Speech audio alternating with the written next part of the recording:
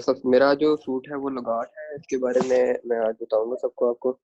और सबसे पहले तो इसका कॉमन नेम हम ये बेसिकली ओरिजिन इसका चाइना में है, तो इसलिए इसका नाम जापानीज मेडलर, जापानीज प्लम के नाम से ये ज़्यादातर जाना जाता है, और यहाँ चाइनीज प्लम। लेकिन बोटेनिक बोट्रा जापोनिका, और जो ये इसकी फैमिली है वो रोजेशी है, मतलब कि रोज फैमिली से ही ये बिलोंग करता है। और इसकी सब फैमिली कमोडी है, और जीनस इसका मतलब कि एरियोबोट्रा ही है। और ये ज़्यादातर जो है वो जीनस मेसी प्लस के साथ भी ये बहुत रिजेंबल करते हैं, क्योंकि एक ये पल्पी फ्रूट है, इसलिए वो सारे फ्रूट जो पल्पी वाले हैं वो इसके साथ रिजेंबल करते हैं, तो इसको मेडलर भी कहा जाता है। अब इसका रीजन के बारे में आपको बताऊं मैं, तो इसका रीजन जो है वो एशिया के अंदर ही पाया जाता है। और ये मतलब कि पहला फ्रूट है जो एशिया के अंदर कल्टीवेट हुआ था। लोगाट जो है सबसे पहला फ्रूट ही माना जाता है एशिया के अंदर जो कमर्शियली कल्टीवेट होता है। ये चाइना का जो ईस्टर्न पार्ट है उसको जो है ज़्यादातर वहाँ पे ज़्यादा पाया जाता है। और ये कहते हैं कि जो चाइनीज़ की जो चाइनीज़ की रॉयल्टी है, यानी कि जो चाइनीज़ की एक उनका एक रॉयल फ्रूट है, वो यही है जो वो खाते हैं। The fruit was introduced from Chinese to Japan, China to Japan 1700 AD. मतलब कि ये जब डिस्कवर हुआ था तो ये पूरे चाइना और जापान के अंदर इंट्रोड्यूस करवाया गया था 700 एडी के अंदर। और ये एक बॉटनिस्ट था कैम्फर, उसने 1690 के अंदर देखा था कि ये एक फ्रूट है लोगार्ड, और ये बहुत डिलीशियस है और इसकी बहुत न्यूट्रिशन वैल्यू है, तो इसने वहाँ पे फ्रूट वहाँ पे जो है इंट्रोड्यूस करवाया। और उसके बाद 1784 के अंदर यूरोप पेरिस के अंदर जो है वो नेशनल गार्डन के अंदर इसको प्लांट किया गया। तो ये चाइना से प्लांट लेके गए थे वो रॉयल बोटेनिकल गार्डन के अंदर 1787 के अंदर। जो इंग्लैंड के अंदर रॉयल गार्डन है वहाँ पे जो प्लांट्स लगाए गए थे लोगार्ड के, वो इन्होंने लिए थे चाइना से, जो कि चाइना के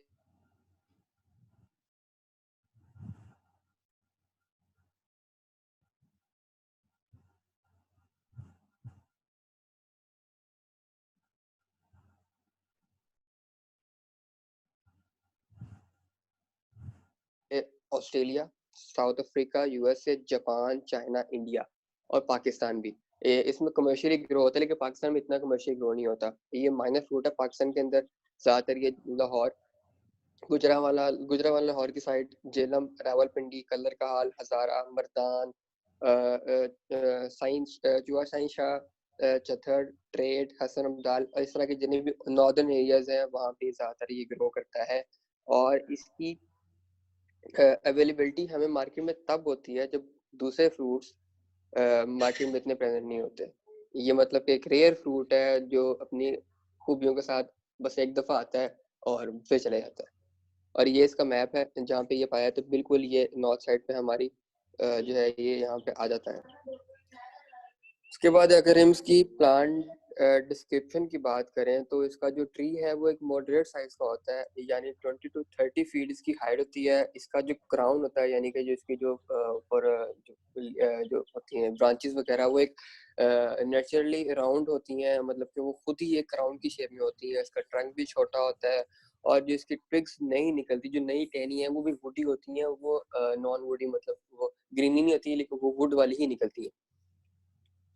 उसके बाद इसकी फॉलिज की बात करें तो लीफ जो है वो इसके एवरग्रीन, मतलब कि इसके लीफ जो है वो हर वक्त जो है वो ग्रीन ही रहते हैं, सदाबहार जिसे हम कहते हैं। और जो इसकी टिप्स, जो ब्रांच की टिप है वो थोड़ी सी होल होती है, इनकी राउंडेड होती है, घूमी, जिसे हम कहते हैं सोल शेप। एलिप्टिकल लेंसोलेट इसके लीफ के शेप है इसका।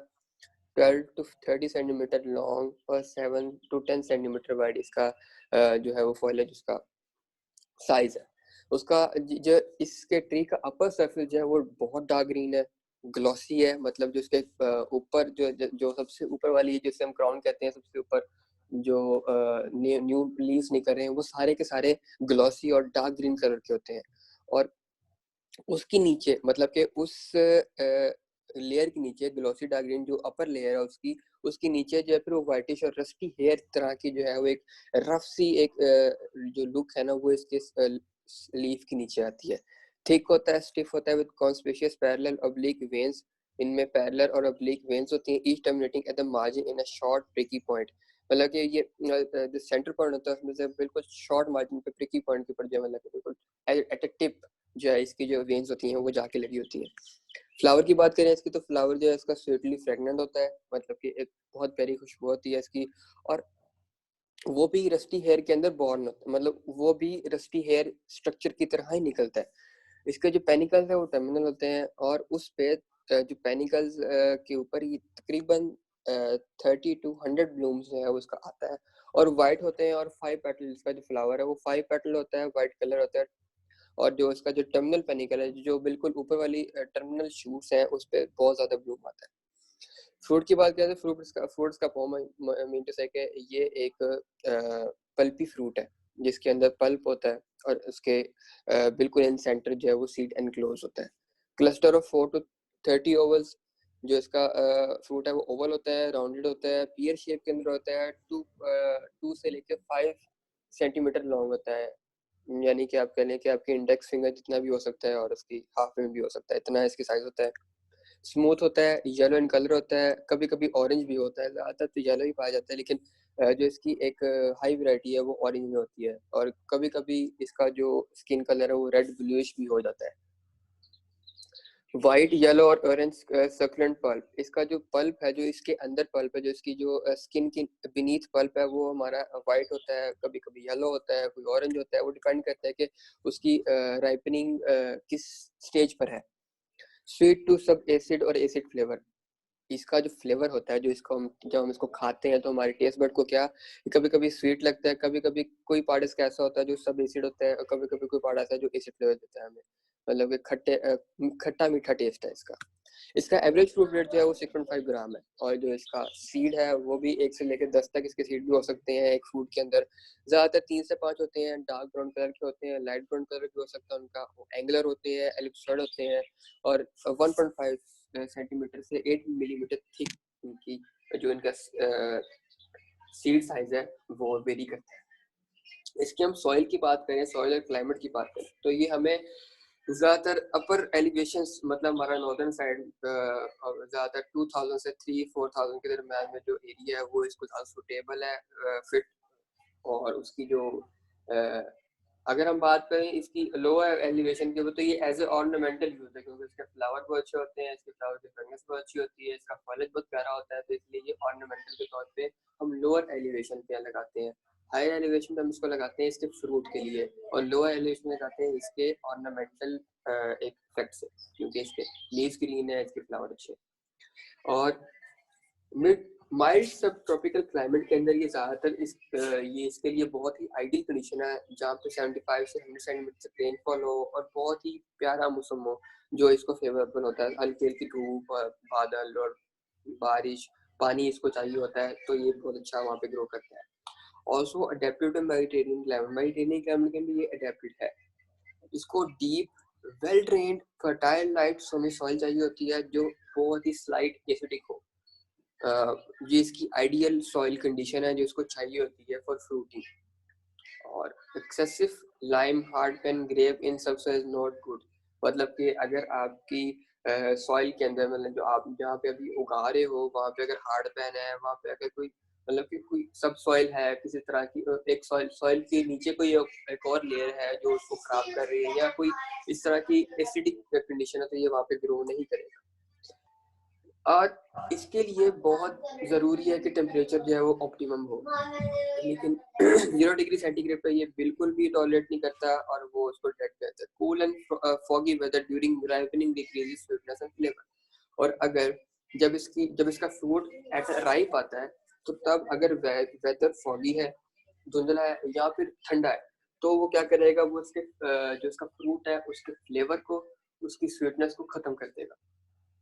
अब समर की बात करें हम, तो समर जो है वो हॉट ड्राई विंड चलती है, तो इसका जो स्मॉल साइज फ्रूट है वो नहीं प्रॉपर्ली मैच्योर होता, उसको एक ऑप्टिमल कंडीशन नहीं मिलती कि वो मैच्योर हो सके। वेल एस्टेब्लिश्ड ट्री होते हैं इसके, और ये 12 डिग्री फ़ारेनहाइट तक जो टॉलरेट कर सकते हैं। The killing temperature flower bud is about 19 और मैच्योर फ्लावर इज अबाउट 26, यानी कि ये इसका किलिंग टेम्परेचर है जिस पे जाके किल हो जाते हैं, ये नहीं बढ़ते। 19 degree Fahrenheit 26 degree Fahrenheit. Can grow in shade as temporary plant, हम इसको शेड में भी ग्रो कर सकते हैं एज अ टेम्परेरी प्लांट। अगर हम यहाँ पे मतलब अगर फर्ज करें कि कोई जगह आपकी पड़ी हुई है शेडी के अंदर, वो बहुत ही खाली खाली है, तो आप वहाँ पे इसको लगा सकते हैं, वो एज अ टेम्परेरी प्लांट बन जाएगा, मतलब कि वहाँ की जगह फिल हो जाएगी, उसकी जगह की ब्यूटी बढ़ जाएगी। इसकी कल्चरल प्रैक्टिस की बात करें तो to produce large food with high quality, तो ये हमारा एक जो इसकी कल्चर प्रैक्टिस है, हम चाहते हैं कि हमारा ये आए कि हम लार्ज फूड क्वालिटी हम इसकी दें। Flower should be thin to 3 bottom stark racemose, यानी कि इसके जो फ्लावर है वो इतने ज़्यादा होते हैं कि जो इसका फ्रूट बेरिंग कैपेसिटी है वो फिर कम हो जाती है, कुछ फ्लावर गिर जाते हैं, कुछ वैसे ही सर्वाइव नहीं करते, तो इसलिए ज़्यादा इसका अच्छा प्रैक्टिस ये है कि उनके फ्लावर्स को थोड़ा सा ट्री मतलब कि जो उसका जो बिड ट्री है उसके दरमियान में रखा जाए उसको ज़्यादातर, और जितने ज़्यादा फ्लावर होंगे उतना ही नेगेटिव इम्पैक्ट आएगा। Only 3 to 5 fruits are left on each panicle depending upon the variety। अब वैरायटी के हिसाब से डिपेंड करता है कि हम जो इसकी एक तने पे जितने भी फ्लावर्स आते हैं, अगर वो 100 के तादाद के अंदर है एक तने के ऊपर, तो वो क्या होता है कि वो गिर जाते हैं, उसमें से सिर्फ 3 या 4 फ्रूट ही लग पाता है उसके ऊपर, तो ये इसकी बेरिंग कैपेसिटी है। तो इसलिए उसके लिए ज़रूरी है कि हम उसके फ्लावर्स को खुद ही शेड कर दें, कुछ लो अमाउंट पे लें ताकि वो फ्लावर पिकअप हो जाए। Cover fruit to protect it from fruit flies and to slow coloration, मतलब ये कि इसका जब फ्रूट आ जाता है तो हम उसको किसी तरह से कवर कर दें, या कोई आप शॉपिंग बैग रख लो, या कोई भी जो भी क्लॉथ पीस होता है वो उस पर लगा सकते हो। क्यों? क्योंकि इस पे फ्रूट फ्लाइज का अटैक बहुत होता है, और ये अगर इसको एक्सपोजर मिल जाता है सन का ज़्यादा, तो इसकी जो जो इसका कलर है उसकी स्किन का वो थोड़ा सा हो जाता है डल, यानी कि स्लो कलरेशन इसकी शुरू हो जाती है। ये है इसका फ्लावर, मतलब कि एक टहनी के ऊपर हम ये आप अगर अपनी लेफ्ट साइड पे देखोगे तो यहाँ पे कितने फ्लावर्स हैं, ये इसकी बेरिंग कैपेसिटी फ्लावर की। तो हम इसको क्या कहते हैं, इसको हम थिन कर देते हैं, मतलब कि इसको हम इसको छांटी कर देते हैं। ये राइट साइड पे देखेंगे आप, इसमें छांटी की जो फ्लावर है और इसमें फ्रूट लग जाएगा। अब हम इसकी प्रूनिंग पे आते हैं, तो प्रूनिंग जो है इसकी हार्वेस्टिंग के इमीडिएटली, मतलब कि जैसे हम इसका फ्रूट हार्वेस्ट करते हैं हम उसी वक्त या उसके 1 या 2 दिन के अंदर अंदर हम इसकी प्रूनिंग कर देते हैं।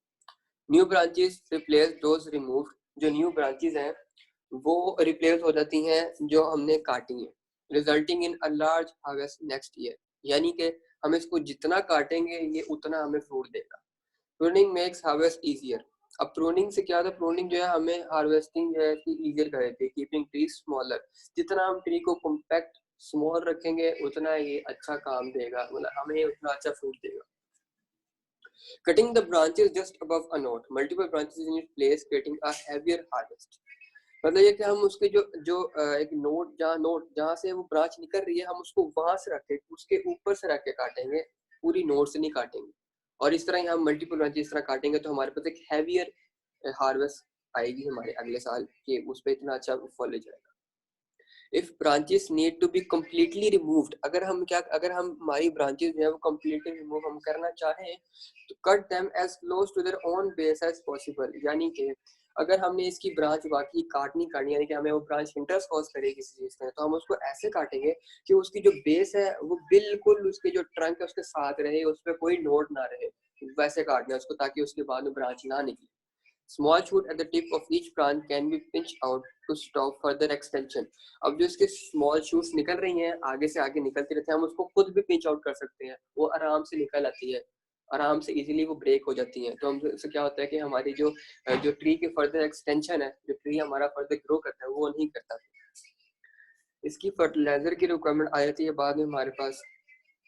तो सबसे पहले नाइट्रोजन बेस्ड फर्टिलाइजर हमने साल के अंदर 3 दफा देना है, जो इसका बेटर फ्रूट और जो इसकी फॉइलेज है उसको ज्यादा करने में बहुत हेल्पफुल है। Chicken manure is an excellent organic source of nitrogen, मतलब कि जो चिकन जो हमारे जो हैन और बाकी जितनी भी चीजें जो है इतने बर्ड्स का जितना भी हमारा वेस्ट है वो सारा जो है वो इसको एक्सटेंड ऑर्गेनिक सोर्स है इसकी नाइट्रोजन की। और उसके बाद काउ डंग भी हम इसके लिए यूज करते हैं। काउ डंग भी वो जो वेल रोटन, मतलब कि उसको अच्छी तरह सुखाया हुआ हो और बहुत ही एक प्रोसेस वे के अंदर हम इसको हम देते हैं, वो है 60 kg bone meal and wood ash in the ratio of 105:10 in October with irrigation। इसके अंदर हम काउ डंग, बोन मील यानी कि क्रश बोन जो होती है, और या वुड ऐश जो हमारे पास तूड़ी टाइप होती है, वो हम क्या करते हैं कि उसका एक प्रॉपर मिक्सचर बना के उसको एक अच्छी तरह पहले वेल रोटन करते हैं। उसके बाद उसका एक 100-5-10 की रेशो के साथ हम उसको अक्टूबर के अंदर इरिगेशन के साथ हम उसको लगाते हैं। जो इसके यंग ट्रीज होते हैं should be applied half of the set quantity according to age of the tree, यानी कि जितना ओल्ड ट्री होगा उतनी हम इसकी कंसंट्रेशन ज्यादा कर देंगे ये फार्म यार्ड मैन्योर की और बोन मील और वुड एश की। जितना उसका प्लांट थोड़ा सा मतलब कि यंग होगा, थोड़ा सा कह लो कि छोटा होगा प्लांट, तो तब उसको उसकी हाफ अप्लाई, अगर जैसे एक प्लांट है जिसको हम 100-5-10 दे रहे हैं, तो उससे उससे छोटी एज का प्लांट है उसको क्या करेंगे 50 2.5 और 5 के करके हम इसके जो है वो मिक्सचर बना के उसको देंगे इरिगेशन के साथ।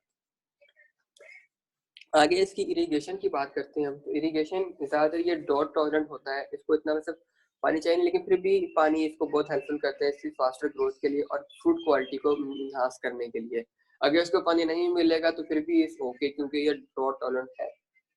Deep watering in warm months, यानी कि जब हमारे पास गर्मी आती है समर के अंदर हम इसको डीप वाटरिंग करेंगे 10 से 15 दिन के इंटरवल के बाद, तो ये जल्दी जो है वो इसको ये अडेप्ट करेगा उस क्लाइमेट को। इस और उसके बाद लिखा है कि is needed as well as during cooler month, और इस तरह ही हम जब हमारे पास सर्दियां आती तब भी हम इसको इस तरह ही पानी देते हैं डीप वाटर, लेकिन तब हम इसको 10-15 दिन बाद नहीं देते, हम इसको महीने के बाद पानी देते हैं ठंड के अंदर। इफ रेन इज लैकिंग और अकॉर्डिंग टू वेदर कंडीशन, ये भी तब अगर रेन नहीं हो रही ठंड के अंदर, कूलर टेम्परेचर है वहाँ, अगर वहाँ पे बारिश हो रही है तो इस ओके, अब वहाँ पे इरिगेशन ना दे। लेकिन अगर बारिश नहीं हो रही, वेदर कंडीशन बहुत हार्श है, तो हम क्या करेंगे हर महीने के बाद जो है हम उसको पानी देंगे, और वो भी डीप वाटर देना है हमने इसको, मतलब कि कह लो कि आप उसको रजा देना है पानी के साथ, उसको भर देना है पानी के साथ। इसकी प्रोपेगेशन जो है वो किससे होती है, बाय सीड होती है, एयर लेयरिंग से होती है, इनार्चिंग से होती है, नीचे ग्राफ्टिंग एक टाइप है, और शील्ड बडिंग से होती है। अगर हम इसकी प्रोपेगेशन सीड से हम इसकी डिफाइन करें तो seeds are only good for ornamental value. Seed जो है इसकी सिर्फ ऑर्नामेंटल वैल्यू के लिए ही अच्छे हैं, यानी कि जहाँ पे हमने इसको ऑर्नामेंटली लगाना है वहाँ पे सीड के काम हमें दे देंगे। planted directly into soft potting soil delay makes the germination of seed poor। अगर हम इसका जो जर्मिनेशन अगर हमारे पास सीड पुअर है, मान लो कि हमारे पास सीड बहुत ही थोड़ा सा सही कंडीशन नहीं है, तो अगर उसके अंदर डिले आ रहा है तो मतलब कि वो फायेगा, उससे कोई फायदा नहीं है। ज़्यादातर हम इसको प्लांट करते हैं directly into soft potting soil, मिट्टी को नरम करके हम पॉट में डाल दें और उसका सीड डालें तो ये जो है उसको जर्मिनेशन सी हो जाती है। उसके अलावा आगे once planted water from above daily to ensure that the soil is kept constantly moist. जब हम इसको प्लांट कर देते हैं तो जो इस प्लांट करने के फौरन बाद हमें इसको पानी देना है, हमने इसको रोज पानी देना है, क्योंकि इसको मॉइस्ट टेम्परेचर चाहिए इसकी जर्मिनेशन के लिए। Soon enough your seed will sprout and slowly begin growing। थोड़ी देर बाद ही आपका जो सीड है वो ग्रो करने लग जाएगा, वो स्प्राउट हो जाएगा, आपको पता लग जाएगा कि आपने जो सीड लगाया है वो वाकई ही जमीन से है। The seedling can be repotted or planted into the ground once they have reached a height of around 15 centimeter tall। जब हम जो सीड लगाते हैं ये 15 सेंटीमीटर तक भी बाहर निकल आता है सॉइल से, तो हम इसको आराम से इजीली हम इसको किसी दूसरी जगह पे लगा सकते हैं। अगर हम इसकी एयर लेयरिंग से बात करें कि एयर लेयरिंग से हम कैसे प्रोपेगेशन करते हैं, तो it is an easy method. लोगार्ड को तो बहुत इजी मेथड है। 3 month old shoot is ringed and then layered। जो इसके अब एक प्लांट है उस पर एक नई शूट निकल रही है, वो एक उसको हो गए हैं 3 months उसको निकले को, मतलब वो ओल्ड हो चुकी है, हम उसको क्या करेंगे, हम उसको लेयर करेंगे। Ring shoot should be treated with ये नेफेक्लिन सॉरी NAIBA और फॉर इम्प्रूविंग ये रूट फॉर्मेशन के लिए बहुत, क्योंकि ये ऐसे ये हार्मोन्स जो है वो रूट इनिशिएशन करते हैं, तो हम इसको अप्लाई करेंगे तो तभी जो है इसकी रूट फॉर्मेशन होगी और हम इसको प्लांट करने के काबिल होंगे। और इसके बाद ये देखें ये है इसकी एयर लेयरिंग कि हम इसके ऊपर सारा करते हैं, सारा किस तरह से हम उसको उसके जो 18 से 24 इंच की जो एक जो बाग है उसको हम पहले उसके ऊपर रिंग रिमूव करते हैं, उसके बाद हम उसके ऊपर आइए और उसके बाद सबकी उसकी करके उसको हम फिर कवर कर देते हैं एल्यूमिनियम फॉइल के साथ, या उसके अंदर कोई भी मॉस डाल के, ताकि उसका एक जो टेम्परेचर है वो मॉइस्ट वो जो एरिया है वो मॉइस्ट भी रहे और वहाँ पे जो रूट इनिशिएशन है वो भी बहुत आसानी से इजीली हो जाए। और जब हमारे पास ये आ जाती है, हमारी रूट निकल आती है, तो हम क्या करते हैं, उसका हम उसे रिमूव करते हैं और हम उसको सॉइल में लगा देते हैं। नार्चिंग की बात करें तो ये भी एक सिंपल मेथड है ग्राफ्टिंग का, जो इसका साइंस तो क्या, हम लोग 3 मंथ ओल्ड ब्रांच, उस साइंस से 3 मंथ की जो ओल्ड ब्रांच होगी हमने वो लेनी है। Accomplish before new growth start in the spring, यानी कि हमने जो स्प्रिंग आने से पहले, यानी कि जनवरी और फरवरी से पहले हमने वो ब्रांच लेनी है, और उस पर अभी नई ब्रांचेस ना निकल रही हो, ये ख्याल रखना है। उसको लेके हमने उसकी नाची। Seedling of commercial varieties are use as root stock. अब जो सीडलिंग हमारे पास, जो इसकी कमर्शियल वैरायटी, जो उसको कमर्शियली मीन्स के जो हम इसके लिए जो फ्रूट लेने के लिए हम जो इसका सीड यूज करते हैं, वो सीड जो हमें फ्रूट देता है उसका हम ज़्यादातर रूट स्टॉक यूज करते हैं। Varieties to use are advance, champagne, Oliver, pineapple and थालीज। ये ज़्यादातर ये रूट स्टॉक हैं जो हमारे पास कमर्शियली अवेलेबल होते हैं, और हम इसको यूज कर सकते हैं as a root stock. root stocks such as apple, pear and cydonia have also been used. हम इसकी इनाशिंग के लिए हम एप्पल का भी रूट स्टॉक यूज कर सकते हैं, पीर का भी कर सकते हैं, साइडोनिया का भी कर सकते हैं। ये हमारे पे डिपेंड करता है कि हम किसका करें, जो ज़्यादा सूटेबल है, जो ज़्यादा बेनिफिशियली है, जो ज़्यादा अवेलेबल है, उसको ज़्यादा यूज करेंगे तो वो ज़्यादा अच्छा हमें रिजल्ट देगा। शील्ड बडिंग तो ये वेजिटेटिव प्रोपगेशन की बहुत ही कॉमन मेथड है। अब जो वेल मैच्योर्ड वुड है इसकी, जो कि पिछले सीजन के अंदर हमारे पास ग्रोथ आई थी इसकी, यानी कि जो नई ग्रोथ है उसको छोड़ के जो पिछले सीजन की ग्रोथ है, जो हमारे पास मैच्योर हो चुकी है बर्ड, जो प्लांट मैच्योर हो चुका है होगा, उसमें से हमने वो बर्ड लेनी है, और इसको जनवरी और फरवरी के अंदर जो है हमें इसको बर्डिंग करनी है, ताकि तब स्प्रिंग सीजन आ जाता है और हमारे पास आराम से इजीली जो है हमारी जो इनिशिएशन है बर्ड, वो आराम से हो जाती है। तो हम इसलिए इसको जनवरी फरवरी के अंदर जो है परफॉर्म करते हैं, before new growth start in the spring. आगे में इसके flowers are at terminal end and on new year shoot, यानी कि जो फ्लावर्स है हमारे पास वो टर्मिनल पे होते हैं, बिल्कुल शूट टर्मिनल पे, और ये हर साल ही हमारे पास आते हैं। फ्लावरिंग इसकी कब स्टार्ट होती है? फ्लावरिंग इसकी स्टार्ट होती है जुलाई से लेके अगस्त तक, और ये जनवरी फरवरी तक भी हमारे पास जो वो रहते हैं हमारे, मतलब कि ट्रीज के ऊपर इसका फ्लावर रहता है हर वक्त। पेनिकल इज कॉनिकल और सिलेंड्रिकल इन शेप। अब जो फ्लावर का जो पेनिकल है वो क्या है, वो कॉनिकल होता है और सिलेंड्रिकल शेप के अंदर होता है, और हर पेनिकल के ऊपर एवरेज फ्लावर 150 टू 200 होता है। जैसे पीछे आपको मैंने फोटो के अंदर शो किया था, लेफ्ट साइड के ऊपर कितने ज्यादा फ्लावर्स हैं, वो सारे जो है वो इसके पेनिकल के, एक पेनिकल का फ्लावर है, इतना ज्यादा फ्लावर है इसका। इसके बाद लोकार्ड के अंदर 3 लेयर्स होती हैं, 3 फ्लशेस होती हैं। Flower produce in the first flush mostly shade, sorry flushes, 3 stages के अंदर ये लोगार्ड का जो है फ्लावर जो हम कहते हैं कि इसको हम देख सकते हैं। पहला सीजन का लगे जो पहला फ्लश आता है इसको, उसमें क्या होता है, ज्यादातर जो फ्लावर्स होते हैं वो आराम से झड़ जाते हैं, मतलब कि अगर ज्यादा फ्रूट बेयरिंग हो रही है तो वो नहीं होती पहली दफा में। फिर जब मेजर क्रॉप, मतलब ज्यादातर जो सेकंड फ्लश के अंदर जो है हमारे पास मेजर क्रॉप आती है, यानी कि जो हमारा दूसरा दौर आता है, इसका फ्रूट बेयरिंग जो हमारा दौर आता है, उसके अंदर ये बहुत अच्छी तरह से अपना फ्रूट जो है वो पिक कर लेता है। और अगर हम बात कर रहे हैं कि थर्ड फ्लावरिंग की, तो उसके अंदर क्या होता है, ज्यादातर हमारी क्रॉप जो पुअर होती है, साइज छोटा होगा, टेस्ट अच्छा नहीं होगा, उसका कलर अच्छा नहीं होगा, कुछ तो बेर नहीं करेगा। तो इसके 3 स्टेजेस हैं फ्लावर्स के। पहले के अंदर तो वो बेयर करता ही नहीं है, पहले के अंदर वो वैसे शेड करता है। सेकंड के अंदर क्या करता है, वो सेकंड हमारे लिए बहुत बेनिफिशियल है। सेकंड के अंदर हमने इसकी केयर भी रखनी है, हमारे पास ये तब मेन क्रॉप इसकी तब आती है सेकंड फ्लश के अंदर, और थर्ड के अंदर हमारे पास बहुत पुअर आती है, तो हमने थर्ड को अवॉइड करना है और फर्स्ट को अवॉइड करना है, और सेकंड को हमने लेके चलना है। फ्रूट डेवलपमेंट इसकी जो है वो thickening of the toral rim just of the carpel. जो टोरल कहते हैं बेसिकली जो इसके अंदर का पल्प है ना, उसको हम जो उस पल्प के आसपास जो हमारा एक तरह का रिम फॉर्म होता है, उसको हम टोरल रिम कहते हैं, जो सीड को कवर करता है। वो कार्पल के बिल्कुल ऊपर से ये जो है उसकी थिकनिंग शुरू हो जाती है। रैपिड सेल डिवीजन होती है इसके अंदर, और इसकी जो एनलार्जमेंट है सेल की वो भी बहुत ज्यादा होती है, लेकिन यूनिफॉर्मली कम होती है, होती ज्यादा से ज्यादा होती ज्यादा ही है। सेपल इसका ग्रो करता है, कवर करता है और कार्पल के डिस्टल पोर्शन को, इसका सेपल ग्रो करके उसकी कार्पल को, जो इसका कार्पल के डिस्टल पोर्शन है उसको कवर करता है। सेपल जो है उसको वो थिक होता है, persist as a permanent structure. Sepal जो है वो इसका एक परमानेंट स्ट्रक्चर बन जाता है, एक तरह का एक शील्ड बन जाती है, जिसके पेटल को, स्टेमन को और कार्पल को जब बाद में जो है वो फिर ड्राई अप होने देती है ताकि फूड जो है वो निकल आए।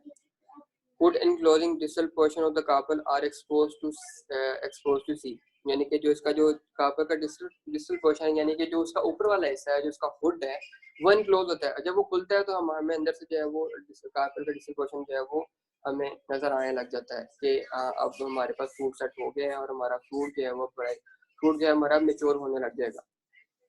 The edible part is wholly toral in nature. मैंने को पहले कहा कि टॉरल का मतलब होता है कि बहुत ही फ्लैशी, बहुत ही पल्पी होता है, जो उसे हम टॉरल कहते हैं। तो इसका जो एडिबल पार्ट है हमारे पास वो टॉरल होता है, बहुत ही सारा टॉरल होता है सब, बिल्कुल भी इसके अंदर कोई भी हार्डनेस किसी तरह की कोई भी किसी तरह की सख्त नहीं होता। ये बिल्कुल ही जिस तरह हमारे पास स्ट्रॉबेरी है या इस तरह की जितनी भी पल्पी है उसी तरह का ही टेक्सचर होता है इसका। लोकार्ड के अंदर जो है वो अगर इसकी करें बात के SSC कितना है तो ये 12% होता है और 0.3% से लेके 0.6% तक इसके अंदर जो है वो TA होता है।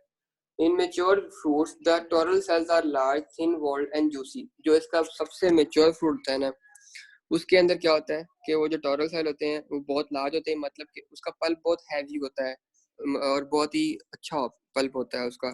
थिन वॉल होती है, उसका जो छिलका होता है उसका बहुत थिन होता है, इतना मोटा नहीं होता, और जो है बहुत जूसी होता है। उसके बाद हम बात करें अगर इसकी आगे तो फ्रूट थिनिंग के बारे में, flower buds produce at terminal end of current season growth and fruit bearing takes place in clusters.